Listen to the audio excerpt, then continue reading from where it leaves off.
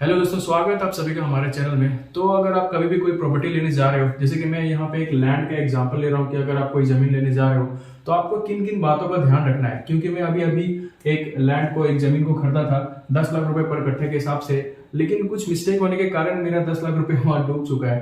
तो एक्सपीरियंस है। फिर मैंने दूसरी जगह जमीन लिया और वो जमीन मैंने 20 लाख रुपए कट्ठे के हिसाब से लिया और वो जमीन में मैंने पूरे प्रोसेस को गो थ्रू अच्छे से किया है। मैं एक एक प्रोसेस को आपको एक्सपीरियंस के तहत बताऊंगा कि आपको किन किन तरीके से आपको जमीन के सिस्टमेटिक तरीके से जमीन को आपको लेना है और क्या क्या रास्ते में आपको बाधाएं आएंगी, उन सभी को आपको ध्यान में रखना है, क्या क्या प्रॉब्लम्स आएंगी।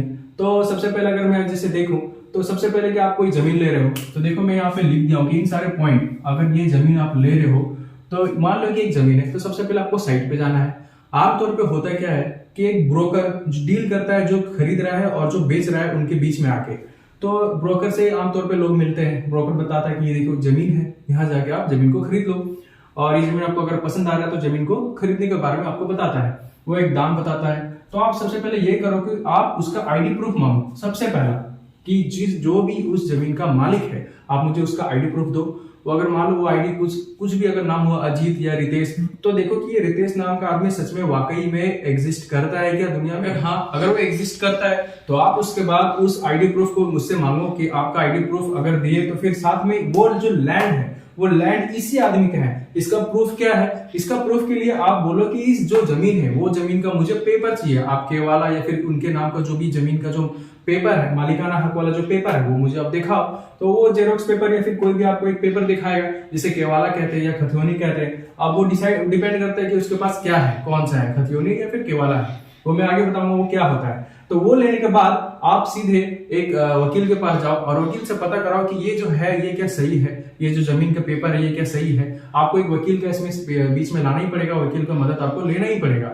दूसरा, आपको फिर तुरंत क्या करना है, लैंड का एग्रीमेंट साथ ही साथ बना लेना है। अच्छा, ये लैंड का एग्रीमेंट क्या होता है? लैंड का एग्रीमेंट ये होता है कि अगर आप उससे, जैसे कि आपका डील हो गया कि मैं 10 लाख रुपए पर कट्टे के हिसाब से जमीन ले रहा हूं, ठीक है। आपने दलाल को बोल दिया कि मैं ये जमीन लेने वाला हूं और आप उसे एडवांस के तौर पे कुछ पैसे पकड़ा दो, जैसे 50,000 या 1 लाख, अब जो भी मान लो 10 लाख है तो आपने 1 लाख रुपए जैसे पकड़ाया तो आपके साथ वो बंध गया। मतलब अब कल का दिन अगर कोई उसे आया और बोले उसका जब वो 10 लाख दे रहा ना, मैं आपको 12 लाख देता हूँ या मैं आपको 15 लाख देता हूँ, आप मुझे जमीन बेच दो, तो फिर तो वो दलाल बोलेगा पैसे के लालच में कि ठीक है भाई उसे छोड़ देता हूँ, मैं तुम्हें ही बेच देता हूँ। तो यहाँ पे ऐसा वो बदमाशी ना कर सके या फिर ऐसा वो गलती ना कर सके, इसलिए आपको लैंड एग्रीमेंट करना पड़ेगा। और लैंड एग्रीमेंट में आप उसे कुछ रुपया दो और बांध दो कि इस हम लोग का डिटेल्स में इस नियम के तहत, हम लोग इस शर्तों के तहत हम ये एग्रीमेंट बनाते हैं आपके साथ कि ये जो लैंड है ये मैं खरीदूंगा और मैंने इसके लिए आपको इतना रुपया एडवांस दे दिया है, ठीक है। ये लैंड एग्रीमेंट बनाओ। और फिर तीसरा, आपको तुरंत बाउंड्री का काम शुरू करना, आपको तुरंत साइट पे जाना है। साइट पे जाने के बाद एक अमीन बुलाओ,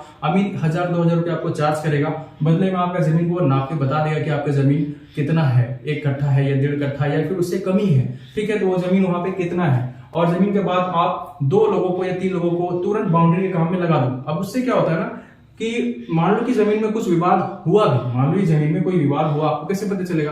तो जमीन को चारों ओर से बाउंड्री का काम शुरू कर दो।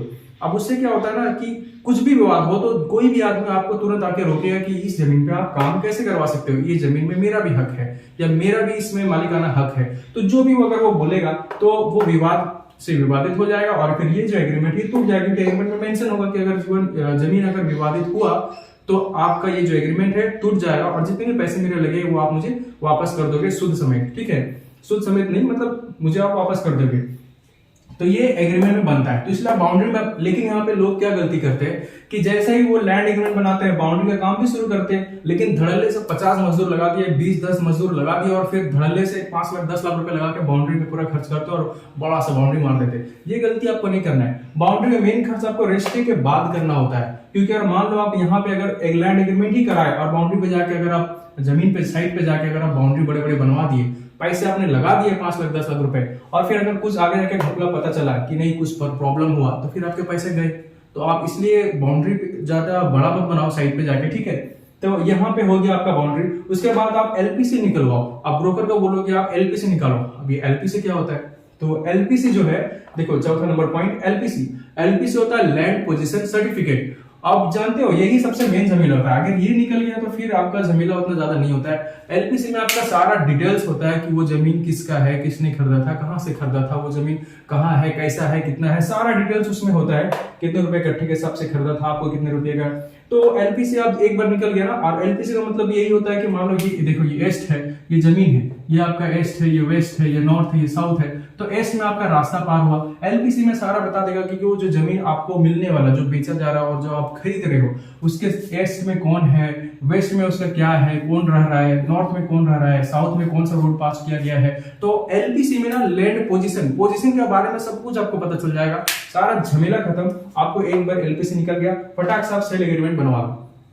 अब सेल एग्रीमेंट क्या होता है, जैसे आपका एलपीसी निकलेगा ना, तो यहाँ पे आप एक चीज देखना कि जो भी ब्रोकर होते हैं, दलाल होते हैं, वो आपको एक्चुअली नियम तो यही कि रजिस्ट्री में सारा पैसा देने का होता है, लेकिन जो ब्रोकर होते हैं वो रजिस्ट्री से पहले जैसे एलपीसी निकलेगा ना, जैसे ये एलपीसी निकलेगा, वहां तुरंत आपसे बाकी पैसे की डिमांड शुरू हो जाती है। वो बोलेगा आप 10 लाख रुपए इकट्ठे के सबसे बात हो तो आप मुझे 10 लाख रुपए पूरी वापस कर दो, या मुझे वापस नहीं, मुझे मतलब मुझे दे दो, ठीक है।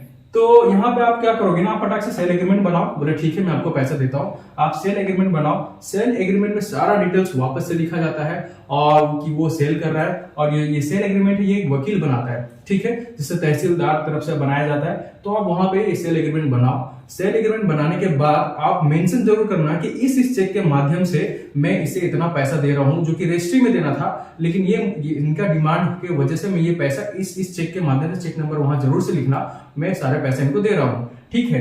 और साथ में एडवांस जो दिया हुआ था वो भी आप लिखोगे, और सारा डिटेल्स इसमें होता है। सेल एग्रीमेंट बनाने के बाद आप फिर वही डीड के रूप में भी काम आता है। फिर आप डीड बना के रजिस्ट्री करना, रजिस्ट्री का एक डेट दिया जाता है। उसके बाद जो रजिस्ट्री होता है, रजिस्ट्री में आप जाओ, रजिस्ट्रेशन में आपको एक समय दिया जाएगा, वहां पे आप साइन करो, रजिस्ट्री आपके नाम पे हो जाएगा, जमीन आपके नाम पे हो जाएगा। लेकिन वहां भी एक प्रॉब्लम है कि आदमी लोग, जो भी लोग हैं, वो सोचते हैं कि रजिस्ट्री मैंने एक बार करवा लिया जमीन का, जमीन मेरा हो गया, और फिर वो निश्चित होकर सो जाते हैं। ये बहुत ही बड़ी भूल है, क्योंकि ऐसे कई केस है जो रजिस्ट्री करवाने के बाद 10 साल बाद तक लोग सो जाते हैं। तो होता यह है कि उसके जो, मान लो वो आदमी मर गया जो बेचा था, फिर उसके 10 साल बाद उसका बेटा आके कहता है कि ये जो जमीन है, ये जमीन इन्होंने धोखे से लिया है मेरे पिताजी से, उन्हें बहला फुसला के, खिला पिला के, धोखे से उनसे साइन करवा लिया है। तो ऐसा होता है क्योंकि उनके पास टैक्स के पेपर उन्हीं के पास लास्ट होते हैं।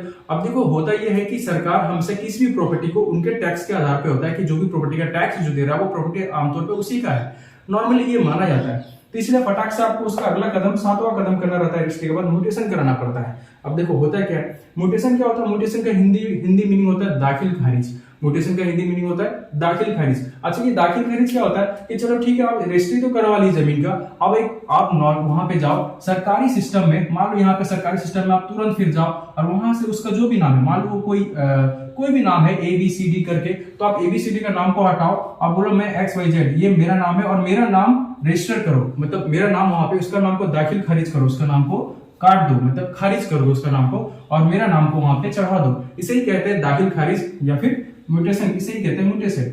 और उसके बाद होता है लगान टैक्स या रसीद कटाना इसे कहते हैं। तो ये क्या होता है ना कि टैक्स भरना होता है एक्चुअली, कि जो भी जमीन है उसका एक बार, जैसे कि आपके पास अगर मान लो कोई बाइक है, तो उस बाइक का जो टैक्स है या जो भी इंश्योरेंस है, टैक्स है, वो तो आप ही दोगे। तो आप ही दोगे, ऐसा तो नहीं कि पड़ोसी का कोई भी टैक्स आप जाके भर रहे हो, आपके पास कोई प्रॉपर्टी है उसका टैक्स तो आपको देना पड़ता है। उसी तरह जिस दिन आप इस जमीन का टैक्स जाके आप भर दिए, ठीक है, इस जमीन का टैक्स अगर आप भर दिए जिस दिन जाके, उसी दिन ये जमीन सरकार के नजर में, ये जमीन का मालिक आप हो जाओगे। वैसे तो ये प्रोसेस है, लेकिन आपको पूरा प्रोसेस यहां तक अगर आप कर दिए, इस जमीन का टैक्स तक अगर आप दे दिए, तो उसके बाद सरकार भी मान लेगी। मानने क्या है मतलब, उसके बाद आप कोई कुछ नहीं कर सकता, सरकार के नजर में 100% ये जमीन आपका हो जाएगा। अच्छा, इसके बाद अगर ये खतौनी केवाला के बारे में आपका अगर कुछ कंफ्यूजन है तो बता दूं कि ये जो इनका जो पेपर होता है, ये एक्चुअली क्या है, खतौनी और केवाला कुछ भी नहीं है। अगर आप, जैसे कि शुरू में मैंने कहा था कि आप जाके एक बार पेपर मांग लेना कि उसको जो भी जमीन है उसका, वो जमीन का पेपर कैसा है। तो देखो पेपर ऐसा हो सकता है, या तो खतौनी हो सकता है या केवाला हो सकता है। अब खतौनी क्या है कि जो फर्स्ट टाइम जो भी पेपर अगर बनाया जा रहा था, तो फर्स्ट टाइम जो भी उसका मालिक होता है, जो भी जिसने भी इसको पेपर को बनाया है, तो उसे खतौनी कहते हैं। और सेकंड टाइम में फिर ये जो भी सेकंड आदमी कोई मान लो उसी जमीन को जाके ये सेकंड किसी आदमी को बेचा, तो ये केवाला कहला जाएगा। और फिर ये थर्ड को, फिर वो जमीन जितने जगह बेचाया जाएगा वो केवाला नाम से, वो जो जमीन एक्चुअली वो होता है कुछ नहीं है, वो पेपर ही है, जमीन का पेपर है, केवाला के नाम से जाना जाता है। लेकिन जो सबसे पहला जिसने पेपर बनाया था उससे खतियोनी कहते हैं, और फिर उसे ही खतियोनी कहते हैं। और उसके बाद जैसे मैंने जमीन लिया, लेकिन जो फर्स्ट पर्सन है वो तो मैं नहीं हूं, तो मैंने जमीन लिया है किसी से, तो मेरा जो जमीन का पेपर है वो केवाला कहा जाएगा। और इसका कोई बड़ा साइंस नहीं है, बस यही है, सिंपल मतलब यही है। तो आप किसी भी जमीन को लेने जाओ तो यही है। और अगर आपको कोई भी प्रॉब्लम अगर आपको समझ में ना आए, या कोई भी अगर आपके मन में कंफ्यूजन हो, तो कमेंट बॉक्स पे कमेंट करके पूछो। मैं आपके एक एक कमेंट का जवाब दूंगा और आपके सारे कंफ्यूजन को दूर करूंगा। उम्मीद है कि आपको समझ आ पाया। अगर आपको समझ आया तो लाइक शेयर सब्सक्राइब जरूर करना, और मिलते इसी तरह के अगले वीडियो में। तब तक के लिए बहुत बहुत धन्यवाद।